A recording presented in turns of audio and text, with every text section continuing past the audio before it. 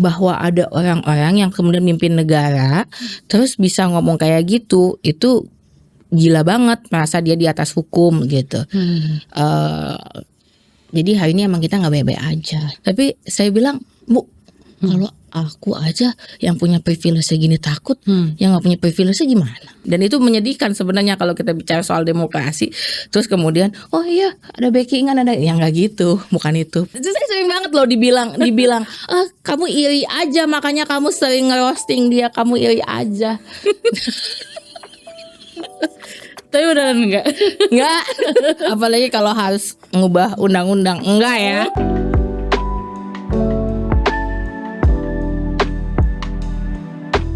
Selamat datang di Ruang Publik, saya Naomi Liandra.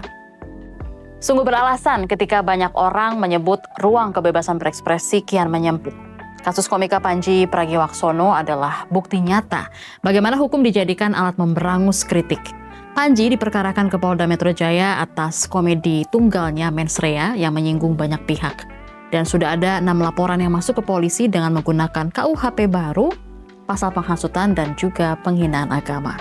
Per Kamis 29 Januari, sebanyak 10 orang yang meliputi pelapor dan saksi telah dimintai keterangan. Kasus Panji bukanlah kasus kriminalisasi pertama terhadap pekerja seni dan kemungkinan besar bukanlah yang terakhir.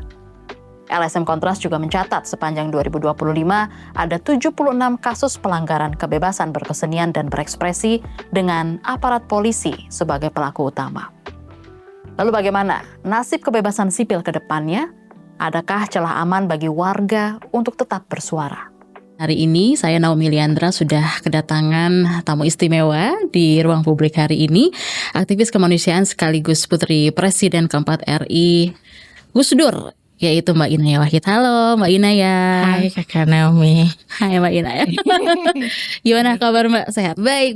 Ini duo Nay. Naomi dan Nay Wahid. Oke, kabarnya baik. Kabar di Indonesia gimana Mbak? Semoga baik. Semoga baik. Oke, mungkin sebelum kita ngobrol lebih lanjut, ini kita mau bahas soal KUHP dan juga KUHP yang kemarin baru aja. Hadiah tahun baru ya? Yes, betul. Hadiah tahun baru. Tanggapannya dulu nih Mbak Inaya soal kedua hal tersebut. Ya sebenarnya maksudnya law is a law gitu ya. Maksudnya kayak hukum ya adalah hukum gitu. Artinya kita mau lihatnya ini jadi problem atau enggak ya ada banyak hal sih ya yang kemudian nanti akan jadi faktor pendukung ini akan jadi hukum yang baik buat kita. Maksudnya gini, kalau hukum kan keinginan terbesarnya adalah itu kemudian jadi sesuatu yang bisa membantu kita hidup dalam bernegara lebih baik gitu ya, dengan semua perbedaan yang ada di masyarakat gitu di dalam negara, jadinya itu lebih baik gitu. Tapi apakah nanti akan jadi kayak gitu ya, mungkin itu kali yang perlu dibahas kali ya. Oke. Tapi kalau sejauh ini seperti apa Mbak Ina melihat ke depannya yang akan terjadi dengan kedua undang-undang ini yang gencar banget kan ditolak oleh koalisi masyarakat sipil gitu kan, dan dari Mbak Inaya sendiri posisinya seperti apa di hal ini? Iya makanya, jadi kan gini, itu kan sebenarnya ada banyak hal baik yang ada di situ gitu ya, ada banyak hal yang makanya tadi itu hukum ini kalau cita-citanya sih kan sebenarnya cita-citanya baik. Semua kan selalu akan ngomongnya kayak gitu ya, cita-citanya baik gitu. Apalagi kita nggak punya sebelum KUHP dan KUHP ini kita nggak punya kita sendiri gitu istilahnya gitu. Kita kan ngambil punyanya yang udah lampau gitu, dan apakah perlu kemudian diperbaharui? Ya perlu gitu. Perlu sesuatu yang emang kita sendiri kita banget ya iya gitu. Nah, cuman kemudian kalau saya ngasanya gini, bahwa kemudian banyak ditolak atau kemudian banyak dipermasalahkan gitu ya. Saya rasa sih sebenarnya bukan menolak ya, kata-kata yang tepat. Banyak kemudian dipermasalahkan, banyak yang kemudian orang-orang tuh ngerasa kayak ini nanti akan ada gini, akan ada gitu. Kekhawatiran itu kalau menurut saya dia nggak terjadi karena dalam ruang hampa, dia nggak tiba-tiba mak mecutut, Hmm. tiba-tiba takut.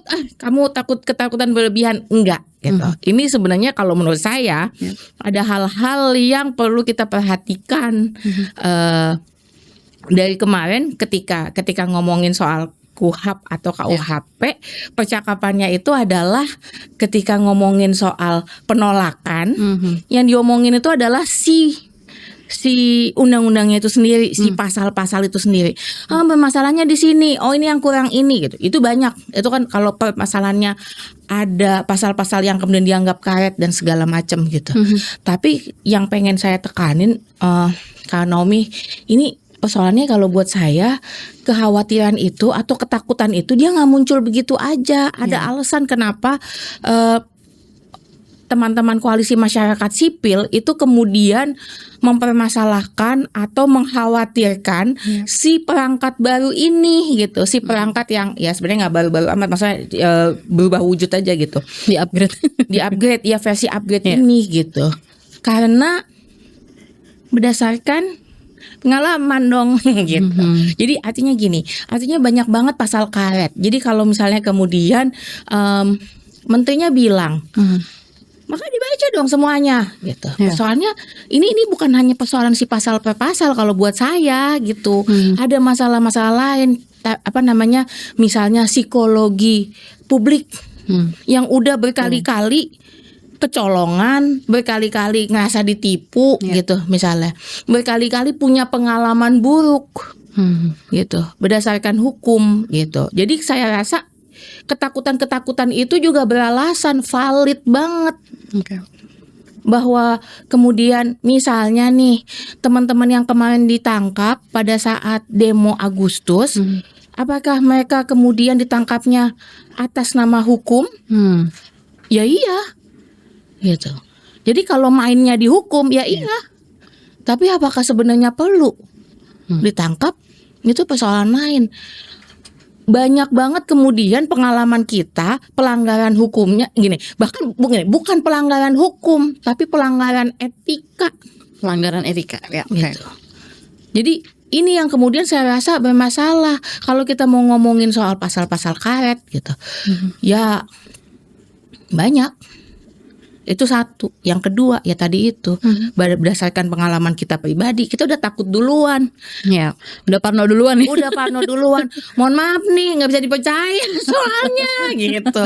Berdasarkan pengalaman kemarin, kok kayaknya nggak enak nih gitu. Jadi kalau kita nggak langsung percaya ya mohon maaf aja. Kalau kemudian dibilang bahwa oh ini nanti malah sebenarnya akan membantu untuk berpihak pada keadilan, ya mohon maaf nih gitu. Kemarin banyak banget pengalaman yang nggak begitu bunyinya soalnya gitu. Bahwa teman-teman kalau kita mau ngomongin soal keadilan ya teman-teman yang sekarang masih ada di dalam penahanan gimana gitu, karena menyuarakan keresahannya gitu. Nah itu yang saya rasa itu juga perlu diomongin, bukan hanya perkara masalah hukumnya aja gitu, per se, pasal per pasal gitu. Itu sih. Sebenarnya tadi yang diceritakan oleh Mbak Inaya juga gitu kan, ya kritik publik itu kan bisa harusnya ditangkap sebagai saran masukan untuk koreksi gitu kan ya. Tapi ternyata menurut orang-orang di sana, kenapa sih dikoreksi? Kenapa sih penguasa kok sensi banget gitu ya dengan hal ini, soal masukan, kritik publik gitu? Kenapa sih Mbak? Nah, saya nggak tahu. Kan saya bukan yang dikoreksi. Menurut saya Mbak Ina termasuk yang mengkoreksi. Menurut Mbak Ina gimana? Nah itu dia gitu. Kalau kemudian pertanyaannya adalah terus ini kan banyak publik terus jadi bingung nih. Terus kita mau gimana lagi sih ngeritiknya gitu. Kayak tadi gitu ya. Misalnya kalau mau ngomongin soal kritikan, kemarin gini. Kalau dalam ketika kita bicara KUHP dan KUHP yang baru ini, mereka akan selalu ngomongnya gini, kritik itu boleh, sangat penting. Yang nggak boleh itu fitnah, ya kan? Gitu. Yang nggak boleh itu penghinaan. Gitu. Ya, tapi kemarin banyak banget kritik dianggap penghinaan, gimana dong? Itu yang kita bingung gitu. Yang ketika jelas-jelas bentuknya adalah kritik, dianggap suara-suara asing, kan kita bingung gitu. Bahkan ketika misalnya kita udah apa yang terjadi di Agustus kemarin itu kan itu kan protes yang super besar ya menurut saya ya.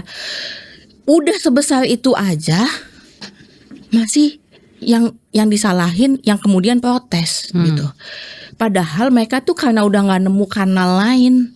Mereka semarah itu karena udah nggak pernah didengerin. Kemarahan kemarin itu tidak muncul begitu aja, nggak muncul tiba-tiba gitu. Jadi seringkali kemudian yang dipermasalahkan adalah kalian nggak bisa bisanya cuma mengkritik, harusnya kasih solusi. Mohon maaf nih Bapak Ibu udah kita pilih untuk membuat solusi. Kalau masalahnya masih kita juga yang harus bikin solusi. Mana kerja apa? Mana kerja apa? Duit kami udah habis buat gaji kalian. Gitu. Nah ini tapi Mbak Ina yang paling hangat banget ya itu kasusnya Panji kan yang sekarang ini yang lagi dilaporkan ke polisi. Selain undang-undang ITE terus pakai KUHP yang baru pula gitu kan yang sekarang. Gimana nih Mbak responnya mungkin melihat polisi melakukan hal seperti ini terhadap ya bisa dibilang soal komedi lah yang malah dikriminalisasi. Nah itu makanya pertanyaannya kan tadi gitu. Kalau dibilang oh ini hanya untuk apa namanya undang-undang yang baru ini akan membantu untuk mencari keadilan dan segala macam. Terus tiba-tiba perdana langsung yang kena adalah bentuk kritikan, kan bingung. Ini beneran mau nyari keadilan apa enggak? Yang Anda omongin tadi benar apa enggak gitu. Pak kritik yang gimana nih gitu. Nah itu isinya udah kritikan semua tuh di dalam situ. Dan yang lebih menyedihkan tuh gini, itu tadi ya. Tadi maksud saya ketika kita dibilang kalian tuh cuman bisanya ngeritik aja nggak ngasih solusi atau ini harusnya tuh kalian kritikannya nggak begini, harusnya yang sopan, yang soft spoken gitu. harusnya yang tertib, yang sopan. Mohon maaf nih Bapak Ibu melakukan pelanggarannya, nyakitin hatinya rakyat itu nggak pakai sopan loh. Terus kita meresponnya jadi kita yang disalahin karena kita merespon hal tersebut gitu. Jadi ini yang menurut saya juga ada gap besar di situ gitu. Yang ya tadi itu akhirnya hukum nggak hanya dipakai untuk kemudian jadi sesuatu yang apa ya, yang memang menjaga ketertiban judulnya dan akan selalu kayak gitu, menjaga ketertiban siapa yang nggak tahu juga. Tertibnya buat mereka. Iya, menjaga ketertiban, menjaga kedamaiannya mereka kan sebenarnya gitu. Jadi itu. Nah, termasuk itu kemudian ya kita ngeliatnya itu yang muncul di kasusnya Mas Panji gitu ya. Kalau pertanyaannya adalah, oh berarti dia kalau gitu orang komedi bisa seenak-enaknya dong nanti gitu. Nah itu dia. Gimana nih kalau kita yang mungkin content creator ya, warga Indonesia biasa WIB gitu ya. Gimana kita harus punya kritik, kita mau komen dengan adanya hal-hal seperti ini kan kayak Panji aja kita langsung mungkin jadi kayak aduh udah deh mendingan diam aja biar aman mungkin gitu kan. Jadi panos sendiri. Bisa jadi gitu. Lalu gimana nih Mbak Ina kita harus bersikapnya? Iya makanya jadi maksudnya gini, kalau kemudian tadi aja gitu ya yang bentuknya kritikan terus kemudian jadi kalau misalnya komedi berarti kalian bisa seenaknya kan hanya itu dan itu yang kemarin dimunculkan ya, narasi yang dimunculkan, oh berarti lu bisa seenaknya aja dong ngatain orang lain, anak lu dikatain mau nggak, terus akhirnya dibalikin misalnya kasusnya kayak gitu. For the sake of ketertiban tadi itu atau ketertiban yang kita bahkan nggak tahu sebenarnya ketertiban siapa gitu ya, akhirnya kita seringkali jadinya atau yang sekarang dialamin Panji itu tuntutannya itu tuntutan yang akhirnya malah menggeser kritikan tersebut. Gitu. Kita jadi nggak lagi publik nggak lagi fokus di kritikannya gitu, tapi akhirnya di hal-hal yang kemudian yang kemudian adalah Kretekannya. ada di kanan kirinya aja gitu. Yang sebenarnya bukan itu substansi joke-nya Mas Panji, bahkan bukan itu gitu. betul. Jadi itu yang terjadi. Jadi maksud saya akhirnya digesernya ke situ. Akhirnya kita fokusnya di hal-hal yang lupa sama kritikan aslinya kayak apa. Mungkin untuk orang yang merasa terkritik itu langsung, wah kena banget nih celahnya buat di ini gitu. Ya, jadinya maksudnya gini, kadang-kadang hukumannya itu tanda kutip bukan dengan hukuman langsung, oh Ya. Panji kena hukuman sekian gitu, enggak gitu juga. Tapi bagaimana kemudian kita dengan si perlengkapan hukum tadi, bentuknya mungkin jadi tampak tidak sewenang-wenang, tapi menggeser fokus kita. Itu juga penting buat kita perhatiin. Geseran gitu. fokus gitu ya. Iya, akhirnya jadi kita nggak fokus di kritikan yang aslinya, malah fokusnya di yang hal-hal yang apa ya, yang sebenarnya mungkin nggak perlu dimasalahin. Jadi kalau netizen tuh bilangnya, jangan langsung percaya guys pengalian isu artis ini begini, nggak peduli, yang penting negara kita benar dulu misalnya gitu ya. Ya nggak tahu ya, kalau itu kan kita juga nggak tahu. Tapi kan ya buat bahan gibah ada di Ada ya. tongkrongan ya tetap enak-enak aja jadinya kan, Lezat aja ngomongin ya. siapa lagi cerai, kenapa ya kan, video apa namanya CCTV-nya siapa ya kan. Cuman kan ya Oke. tapi itu hal-hal yang berbeda. Tapi artinya maksudnya gini, ya kita perlu banyak ngeliat, nggak hanya yang tampak aja gitu, tapi hal-hal yang kemudian ekses dan segala macam itu yang perlu kita perhatiin juga gitu. Dan seringkali mereka akan pihak yang dikritik misalnya akan kemudian membawanya balik lagi ke bagian hukum yang sebenarnya mungkin kalau pertanyaannya apakah Mas Panji bisa dihukum, apa maksudnya dituntut gitu ya, ya bisa gitu dengan komedi ini. Jadi masa kalian itu seenaknya bikin komedi sesenang-senangnya, nggak boleh begitu dong. Ya bisa aja, silakan aja tutup. Tapi apakah perlu? Kalau menurut saya ya enggak, karena tadi itu bikin kita jadi lupa sebenarnya kritikan aslinya yang mana. Pergeseran fokus tadi itu ya. Iya. Tapi Mbak, soal batasan, menurut Mbak Inaya sebenarnya ada batasan nggak sih ketika berekspresi lewat seni seperti komedi begitu? Ya batasannya sih kalau menurut saya kepentingan orang lain ya, dan gini. Batasannya adalah dihujat atau nggak dihujat. Enggak. Ya batasannya adalah gini guys, kalau mau dibilang batasannya apa? Batasannya kalau tiba-tiba ada tukang nasi goreng yang kalian nggak kenal pakai walkie talkie, nah mungkin itu batasannya. Enggak ya, nggak bisa gitu ya. Bisa ya? Jangan. Di depan di sini banyak loh. Batasannya apa? Batasannya banyak. Sebenarnya gini, ya yang membatasi sebenarnya kesadaran kita sendiri aja. Itu yang paling penting, itu dulu. Gitu. Kalau batasan hukum dan segala macam ya bisa nanti. Kesadaran kita sendiri tuh contohnya gimana Mbak Inaya? Di spill caranya biar Ya teman KBR tahu. tujuannya nih kita sebenarnya mau emang mau menghina, maksudnya dalam artian merendahkan gitu ya. Ada deprecating gitu misalnya, atau sebenarnya kita memang punya sesuatu untuk dikritik bahwa ini penting, ini untuk sesuatu yang bentuknya bukan cuma buat saya aja, tapi ini untuk publik. Gitu. Jadi kalau mau dibilang fokusnya ada di mana, fokuslah di for greater goods atau emang beneran buat publik, gitu, buat masyarakat banyak, gitu. Karena ya itu tadi. Hukumnya ada soalnya, kalau kalian nanti mau dipermasalahkan tuh bisa banget, gitu. Nah, jadi kalau Tujuannya apa nih gitu ya? Jadi kalau kita bisa mempertanggungjawabkan itu satu. Yang kedua, itu tuh nggak mudah, resikonya gede banget, gitu. Resikonya gede banget, dan jadi kalian tempuhlah resiko untuk sesuatu yang emang cukup besar untuk diperjuangkan, gitu. Jadi jangan cuman karena misalnya pengen menghina si A atau si B atau si C, terus kita dengan santainya ngomong kayak gitu, terus kita berlindung di balik, oh enggak nih kritikan, padahal jelas-jelas misalnya itu emang menghina. Jangan kayak gitu, gitu. Nah, jadi untuk itu kita benar-benar perlu punya wawasan besar, kita punya pemahaman, minimal pemahaman tentang hukumnya itu sendiri gitu ya, literasi tentang hukumnya itu sendiri.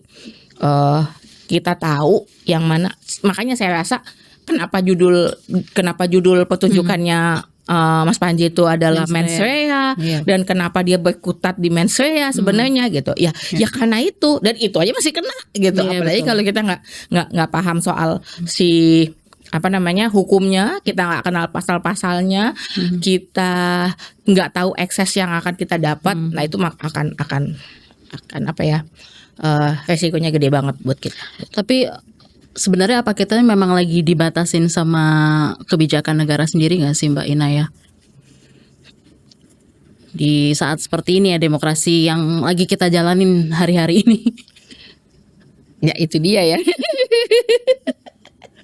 Ya itu gini, hukum adalah hukum, dia bisa dipakai untuk sesuatu yang baik dan dia dipakai untuk sesuatu yang nggak baik. Kita bisa ngomong kayak gitu, itu bukan sesuatu yang maksudnya gini.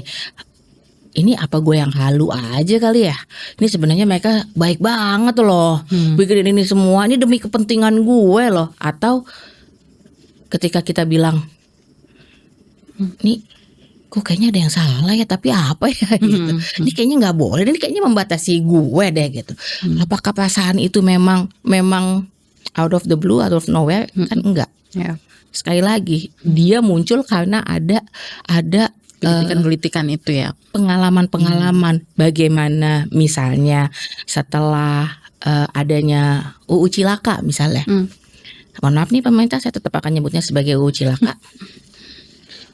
Bagaimana para lingkungan, pegiat lingkungan, banyak yang kemudian kena kasus, banyak yang bahkan ditemukan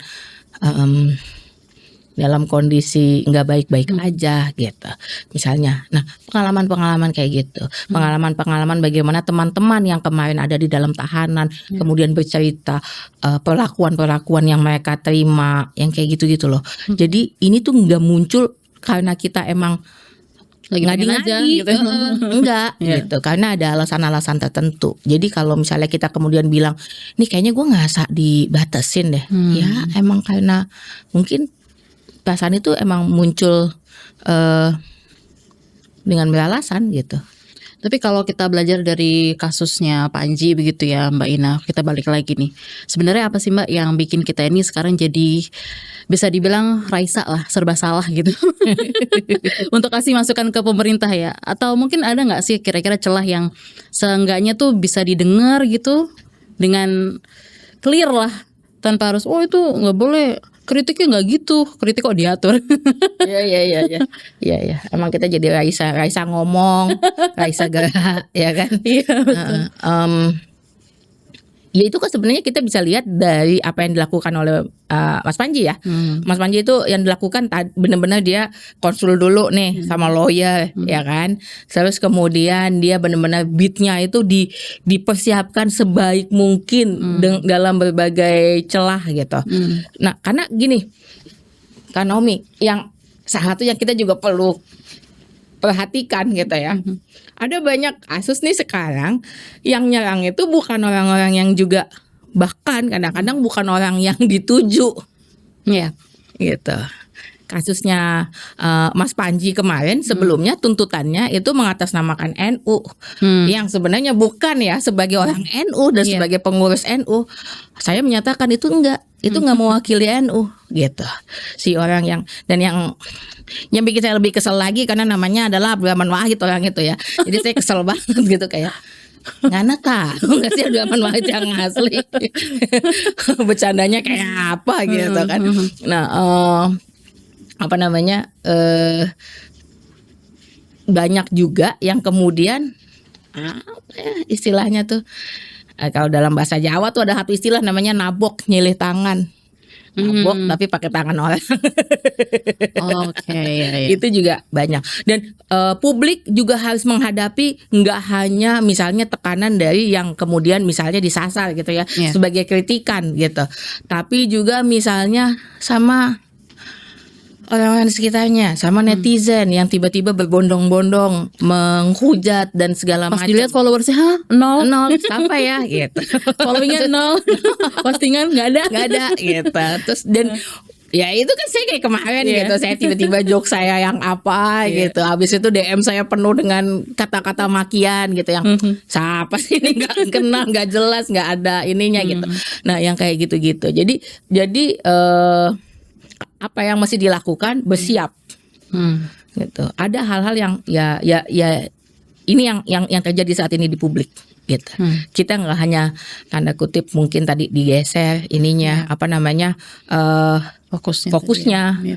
dan segala macam. Kemudian hukumnya tampaknya betul-betul memang digunakan untuk klaimnya, brandingnya betulan digunakan untuk kepentingan publik. Tapi tapi kan sebenarnya selalu ada loophole di situ, gitu. Yang kemudian bisa dipakai untuk kayak tadi itu, gitu. Iya. Makanya ada pasal karet dan segala macam. Nah, yang ya tadi itu terus juga persiapkan bahwa ada mungkin serbuan dari yang lain, gitu. Dari buzzer. Kalau bas kan ketahuan langsung. Dari buzzer gitu. Buzzer, gitu. Buzzer tuh yang rame itu loh Mbak. Kalau orang jualan buzzer Iya, makanan. Itu maksudnya. Iya, emang rame, buzzer emang rame kan. Kalau nggak rame bukan buzzer namanya. Gitu. Tapi kalau tadi dari penjelasannya Mbak Ina ya gitu ya, apa kita juga harus meper-meper sama kekuasaan juga gitu ya? Kayak Mbak kan gitu ya, anak presiden gitu. Atau gimana nih? Atau punya backingan gitu? Aduh, Backingan punya roti coklat backingan. atau kacang hijau supaya lebih safe gitu. Kalau bisa ya, kalau Kalau bisa. bisa. Ya nggak harus coklat atau kacang hijau, tapi ada warna-warna lain ya, merah, kuning, hijau gitu. Tahu. Biru juga bisa. Yang lagi berkuasa, ya biru ya ya. Biru langit. Yang lagi banyak di ini ya. Itu misalnya. Enggak, tapi saya nggak mau ngomongin itu. Saya malah pepek gini.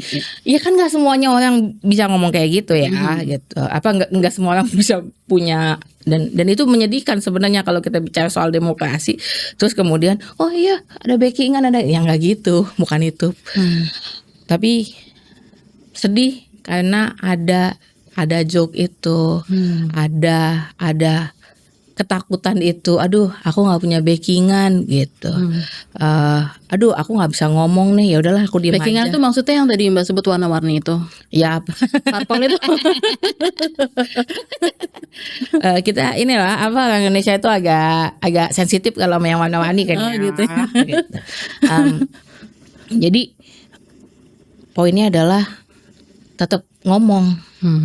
Tapi memang ya tadi itu harus yang pertama kita benar-benar harus membekali diri kita sebanyak-banyaknya dengan persenjataan, dengan amunisi gitu.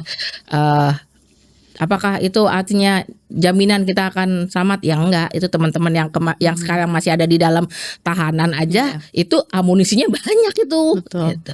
Bahkan kemarin teman-teman kayak Del Pedro dan segala macam itu sudah didatangi oleh begitu banyak, termasuk keluarga kami gitu ya, termasuk ibu dengan teman-temannya gitu ya di Gerakan Nurani Bangsa yang isinya tokoh-tokoh yang aduh kalibernya nggak inilah gitu ya, Nggak play-play lah.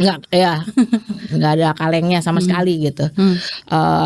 Itu bahkan ditolak gitu. Artinya jaminan itu bahkan dengan modal amunisi mereka yang banyak aja kita masih belum sepenuhnya bisa selalu aman gitu ya. Apalagi kalau kita nggak punya amunisi itu. Jadi emang benar-benar kita yang harus nyiapin diri kita sebanyak-banyaknya. Dan ini yang banyak kejadian. Jadi kalau saya rasa penting banget buat publik saat ini benar-benar punya yang namanya literasi hukum, rajin-rajin baca literasi hukum, rajin-rajin baca pasal-pasal, saya mesti ngapain, saya bisa ininya apa yang bisa dipakai untuk melindungi saya gitu, atau go against me ya, bukan menyerang saya gitu. Jadi itu penting banget buat tahu, karena banyak banget kejadian-kejadian di mana mereka nggak tahu, publik nggak tahu hukumnya, sehingga kemudian bisa terjadi banyak hal yang tidak diinginkan gitu. Jadi itu, terus yang kedua betul-betul ya pelajarin banyak hal. Jadi kayak please jangan asal, yang penting gue ngeledek gitu, yang penting gue nyampein sesuatu. Apa ini bisa dibilang alarm demokrasi, Mbak? Iya bisa. Bisa aja. Tapi kan gini, ketika kita bicara soal demokrasi, kita juga nggak lagi ngomongin aku bebas ngomong apa aja seenak-enak udalku, kan juga bukan itu gitu. Poinnya bukan itu. Poinnya adalah ada banyak hal yang maksudnya gini, kebebasan kita dibatasi juga oleh kebebasan orang lain gitu. Itu yang perlu kita juga selalu ingat gitu, selalu pikirkan. Dan yang penting sih kalau menurut saya malah dari sudut pandang orang yang punya privilege, kalau buat saya gitu, teman-teman yang punya privilege dipakai privilege-nya. Saya rasa dengan apa yang dilakukan oleh ibu gitu ya, ibu saya kemarin gitu ke Polda gitu, terus dengan tokoh-tokoh lain gitu memberikan penahanan jaminan penahanan, itu adalah cara mereka untuk menggunakan privilege-nya gitu. Begitu juga yang lain gitu. Atau misalnya teman-teman yang emang dia paham hukum, dia paham apalah segala macam, please feel free untuk kemudian membagi itu kepada yang belum paham, belum tahu. Saling lindungin, guys. Kita sekarang udah beneran udah jaga warga aja lah, udah kita jaga satu sama lain aja gitu. Tapi itu buat yang punya privilege, kalau yang nggak punya tuh gimana, Mbak? Nah ya itu warga jaga warga aja gitu. Maksudnya makanya maksud saya yang tidak punya privilege juga saling jaga ya, harus menyiapkan dirinya gitu. Yang punya privilege tolong dipakai juga gitu privilege-nya untuk sesuatu yang greater goods. Gitu. Jadi bukan cuman satu dia doang aja nih yang harus menyiapkan, atau dia doang yang harus tanggung jawab. Enggak, ini kerjaan semua bareng-bareng. Kalau Anda tiba-tiba terus jadi ngomongnya gini, lah kalau gitu Anda emang lagi ngomong bahwa demokrasi nggak baik-baik aja dong di Indonesia gitu. Ya emang iya. Kalau buat saya mah iya. Tapi ini nggak terjadi cuma di Indonesia, ini terjadi di mana-mana. Gitu.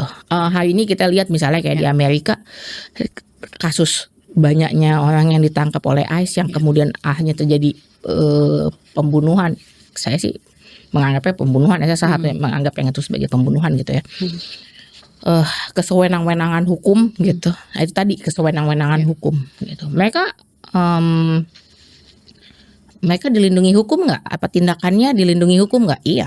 Tapi apakah sebenarnya mereka harusnya melakukannya dengan cara itu? Ya enggak gitu. Itu sih. Karena memang kan masyarakat masyarakat sipil itu kan bisa dibilang minim exposure juga kan ya, Mbak Ina ya. Jadi ya tadi seperti Mbak Ina bilang, warga jaga warga. Kalau sama warga aja udah dibentrokin juga repot. Jadi kan tujuannya gitu supaya nggak jadi satu mungkin. Tapi mungkin pesan dari Mbak Ina untuk kelompok muda baik dari milenial sampai dengan Gen Z itu seperti apa, Mbak? Supaya melek politik dan juga peduli sama nasib negara. Ini buat semua deh. Semua ini ya. Saya bukan tipikal orang yang udah deh ini pesan-pesan untuk Gen Z aja, enggak lah gitu. Ini buat semuanya. Karena ini beneran momen kita. Hari ini emang dunia nggak baik-baik aja, saya rasa gitu. Dan contohnya banyak. Saya senang banget kemarin ada satu orang yang bikin konten yang dia bilang, saya berusaha deh mencerna kenapa kita gabung di Board of Peace. Entah peace-nya siapa itu gitu ya kan.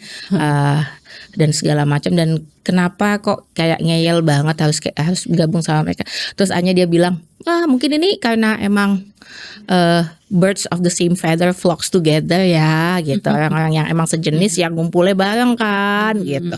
Nah jadi ini sebenarnya gambaran dari ini gak terjadi di Indonesia doang, di mana-mana ada gitu. Gimana ada kepala negara bilang bahwa saya nggak hukum universal nggak berlaku untuk saya, itu kan gila. Nggak di Konoha untungnya gitu ya.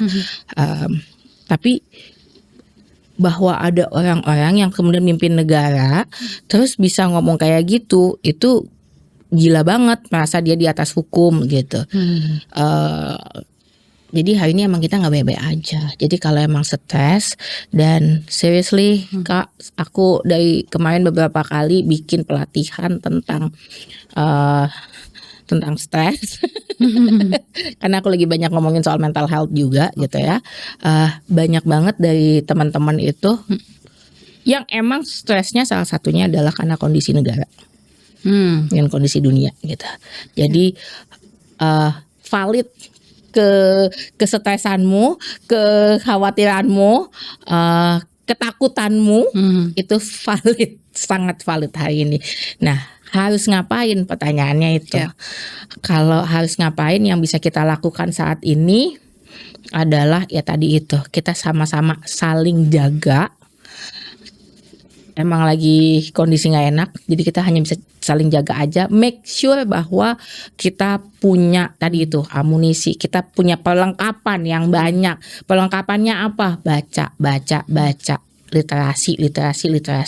Please teman-teman muda, jangan cuman, dan tidak muda, jangan cuma misalnya kayak scrolling sosial media aja, tapi betul-betul informasinya dipilah, jangan cuman misalnya forward ya, dan membeu dari semua info yang ada gitu, tapi benar-benar cari informasi sebanyak-banyaknya, rajin baca informasi gitu, dan sharing ke yang belum tahu gitu, itu penting banget. Terus kalau ada ya tadi itu yang diomongin kayak ini dia nih misalnya komedian kok seenaknya aja gini-gini segala macam. Kita benar-benar perlu perhatikan apakah itu membuat kita bergeser dari kritikannya dan segala macam, atau fokus utamanya tetap nggak tuh, jangan sampai bergeser gitu ya. Gitu. Jadi karena kadang-kadang ya lewat susupan itu kita nggak tahu geraknya mereka banyak banget soalnya gitu. Jadi penting untuk kita paham. Ada pertanyaan juga dari publik, di ruang publik, Mbak Ina ya, kapan kira-kira ngewapres? Saya tuh kemarin, saya kan maksudnya gini, kayak kalau saya jadi pembicara apa segala macam kan suka ada atribusi gitu ya, di layar, suka di belakang tuh biasanya pada saat ngasih materi atau apapun suka ada atribusi tuh, termasuk nanti kan ini nanti saya pasti disebutnya apa, kayak tadi Nomi kan bilang atribusinya adalah dia Putri Presiden ya atau apapun lah ya. Saya kemarin diundang gitu jadi satu pembicara, dan ini atribusi paling ajaib yang pernah tapi saya paling setuju. Atribusinya ditulis gede banget di layar belakang saya, bukan Wapres RI. Gitu. Dan saya setuju. Oke, baik, dia seru banget, tapi nggak pengen Mbak. Maksudnya Nggak, itu saya sering banget loh dibilang kamu iri aja, makanya kamu sering ngerosting dia, kamu iri aja. tapi beneran enggak? Enggak, apalagi kalau harus ngubah undang-undang, enggak ya. Oke, kita geser lagi dikit ya soal kebebasan lagi nih, kebebasan yang tadi Mbak mention ya, kebebasan kita kan dibatasin sama kebebasan orang lain juga. Toleransi juga bisa dibilang jadi challenge juga lah untuk kita saat ini, baik dari segi menghargai ataupun juga menerima perbedaan. Kira-kira Mbak Ina, apa yang kira-kira perlu diperkuat dan siapa aja yang harus berperan tadi selain warga, jaga warga? Apakah kita by myself atau gimana? Iya, makanya jangan all by myself. Jangan, maksudnya gini, dan penting untuk make sure bahwa nggak ada orang lain yang teman kita nih gitu ya di society ngerasa sendirian. Ini kita perlu saling ngecek, kita perlu saling support gitu. Apalagi kalau kita ngomonginnya untuk sesuatu yang Besar, lingkupnya besar gitu. Jadi kita make sure itu jangan sendirian, jangan biarin orang lain juga ngerasa sendirian dalam tanda kutip pertempuran ini gitu. Jadi demokrasi tetap bisa jalan kalau kita juga mau jaga. Kalau kitanya juga nggak mau ngomong, kitanya juga udah takut. Ibu saya tuh beberapa kali nanya, kamu tuh nggak takut apa ya, gitu. Bercandaanmu itu loh, mulutmu itu loh, gitu kan. Tapi saya bilang, Bu, kalau aku aja yang punya privilege segini takut, yang nggak punya privilege gimana? Berarti lebih takut lagi. Dan maksudku gini, semakin semakin banyak semakin besar ketakutan kita untuk bicara, maka kebutuhan kita untuk bicara semakin tinggi. Artinya semakin penting buat kita untuk bicara. Gitu. Jadi itu yang perlu kita gaungkan exercise, perlu kita gaungkan gitu. Kira-kira ada kanal yang masih aman gak sih Mbak untuk kita tetap bisa bersuara di hari-hari? Dear Diary. Aku kok stres ya. Dear Diary, kenapa aku WNI? Oh ya, kalau Anda kan WNI aja. Jadi maksudnya pusingnya satu kali. Kalau saya kan WNI dan WNU ya. Jadi pusingnya double. NU. Warga negara Indonesia dan warga NU. Oke. Tapi ya mungkin sebelum kita akhiri perbincangan hari ini juga pesan untuk orang muda dan tidak muda yang sedang menyimak siaran kita hari ini, silakan Mbak Ina. Semuanya sih para pendengar yang budiman, we're in this together. Kita sama-sama hidup, sama-sama kalau mau hidupnya tetap jalan dengan baik, semua kebutuhan kita, semua sebagai sebuah negara demokratis dan segala macam, kita saling jaga aja ya guys gitu. Mungkin hari-hari ini emang nggak baik-baik aja, tapi semoga ketidakbaik-baikan aja itu bikin kita jadi terpacu buat saling melindungi, dan this too shall pass. Nggak ada apapun yang permanen di dunia, jadi semoga kondisi hari ini yang nggak baik-baik aja juga nggak permanen gitu. Mungkin bisa berkaca di negara lain kayak Nepal atau apa gitu. Oke, Mbak Ina ini belum selesai, masih lanjut sebenarnya. Biar agak dramatis aja gitu tadi. Selama ini kan Anda memposisikan diri sebagai Putri Presiden RI lah gitu. Kan gue Ina ya mungkin gitu ya. Atau nama Gus Dur tetap melekat gitu atau gimana Mbak selama ini? Kalau sekarang saya bilang saya putrinya masa bukan wapres kan nggak mungkin kan kayak gitu terus. Yanto Galon misalnya gitu. Percaya nggak? Anomi percaya kan juga udah lihat saya. Jadi ya apalah gunanya sekarang saya kemudian sok-sokan sok humble terus bilang enggak gitu. Saya warga biasa gitu. Ya emang saya warga biasa sebenarnya. Tapi kan banyak publik nggak menganggap saya warga biasa gitu. Jadi ya udah mau gimana. Dan saya rasa malah pada beberapa titik itu memberikan saya keuntungan. Misalnya saya bisa berhadapan langsung dengan mereka dan menyuarakan roastingan. Soalnya kayak gitu. Terakhir roastingnya di mana nih Mbak kemarin? Kemarin ada salah satu stasiun TV ya kan gitu. Nah terus ada juga kemarin waktu di haulnya Bapak di rumah sendiri, belagu kan saya. Yang saya roasting sampai ada yang pulang kan. Gitu. Sampai ini ya nggak balik lagi. Nggak balik lagi loh. Tadi katanya cuma sebentar nggak balik lagi. Oke. Mbak ada nggak sih yang Mbak sebagai bisa dibilang tukang roasting gitu sulit dilakukan di era demokrasi sekarang? Apa tetap aja gas terus? Iya bukan gas terus. Makanya ya itu bentuk kritikan ya. Tadi itu saya percaya bahwa semakin kita ngerasa nggak bisa bicara. Saya tuh kan percaya ya. Kalau banyak orang kan bilang pilar demokrasi itu ada 4 gitu ya. Yang keempat itu adalah media gitu. Nah, saya setuju dengan Mbak Sadia Ma'ruf gitu. Salah satu stand up komedian favorit saya gitu ya. Bahwa humor itu pilar kelima demokrasi. Jadi kalau humornya nggak jalan dengan baik gitu, kita takut, bercanda takut, apa takut gitu. Ini ada yang salah nih. Ini perlu jadi kekhawatiran gitu, jadi concern gitu. Nah, jadi tadi pertanyaannya apa sih sebenarnya? Ada yang ada yang dirasa kesulitan nggak sama Mbak Ina sebagai tukang roasting? Oh iya. Nah, maksud saya gini, banyak orang ya yang sekarang itu jadi takut kalau ada saya, dalam artian beberapa kali bahkan ada beberapa menteri yang waktu di belakang panggung ini masih ada. Begitu saya naik ke atas panggung kok orangnya udah nggak ada ya gitu. Bener-bener kayak langsung kabur. Atau orang akan ngomong gini ke saya, saya jangan di roasting ya. Tenang, Udah request ya. Tenang, saya hanya akan merosting orang-orang yang bermasalah dengan publik. Yang Sering kejadian tuh berarti Mbak ya. Ya banyak yang ini. Tapi yang menarik tuh gini, kemana ada yang ngomong kayak gini. Kan saya bingung deh kok. Kayaknya kan orang NU gitu dan segala apa namanya. Tapi kok saya pikir banyak orang ngerosting, tapi temannya sendiri nggak di roasting, kelompoknya sendiri nggak di roasting. So mainnya tetap ngerosting kelompoknya sendiri ya gitu. Kenapa banyak orang-orang yang kemudian di lingkarannya Mbak Inaya di roasting juga gitu. Terus apa alasannya? Jawaban saya adalah karena fokus saya bukan di orang. Fokusnya di value aja dulu.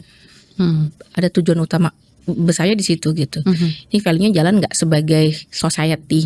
Ketika kita ngomongin greater goods, ketika kita ngomongin kebaikan untuk publik, jalan nggak? Kalau value-nya itu dilanggar, ya saya akan ngomong. Termasuk ketika saya juga melanggar value itu, gitu. Gitu. Ya saya juga bersiap untuk di call out juga, gitu. Tapi tadi ya, kan pas Mbak lagi ngerosting orang itu lah ya, yang tadi tiba-tiba udah nggak ada gitu. Kalau saya kok nggak ada lagi, sempat dijauhin nggak sama yang Mbak roasting? Jadi perubahan sikap atau gimana Mbak? Iya ada, yang kayak gitu juga ada, yang tiba-tiba jadi gimana atau gitu ya. Atau ada yang waktu saya ngomong apa tetap secara lisan menanggapi roastingan saya dengan baik, tapi mukanya langsung tiba-tiba berubah jadi merah gitu, ada juga. Tapi ya mereka paham lah, kebanyakan sih paham. Kalau nggak paham ya itu tadi. Kalau saya base-nya memang pengen mengkritik mereka karena ada sesuatu. Jadi kayak misalnya gini, banyak orang bilang, ini Naya nih kenapa sih selalu menghina-hina. Ini apa namanya, dia kayaknya benci banget sama misalnya tokoh tertentu gitu ya gitu. Sesama anak presiden juga gitu. Saya nggak sebut nama ya. Sebut inisial aja G gitu. Nah, di roasting balik nggak sih sama dia? Iya, minimal saya nggak tahu. Mungkin ya, saya nggak tahu. Apa namanya? Ini kayaknya dia benci banget. Enggak, kan yang saya roasting itu adalah sikap yang ketika tadi itu melanggar demokrasi atau melanggar sesuatu yang saya percaya, value saya. Kalau personnya sendiri ya nggak masalah kalau saya sih. Ketemu juga mungkin saya akan, oh ya Mas, apa kabar? Gitu, tetap ya begitu gitu.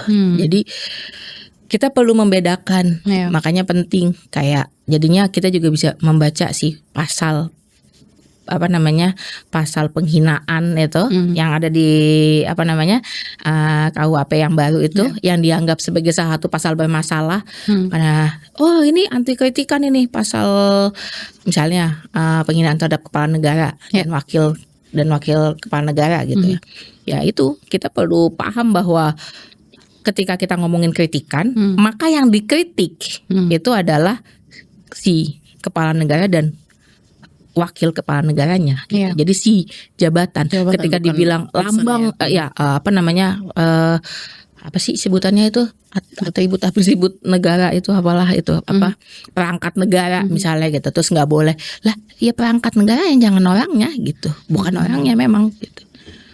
Berarti bisa dibilang Mbak bestie lah ya sama dia. Kan yang di roasting ya enggak bestie juga. Ini tuh tutupnya enggak dari kanan kiri di ujung gitu, enggak ada tengah-tengah. Gitu.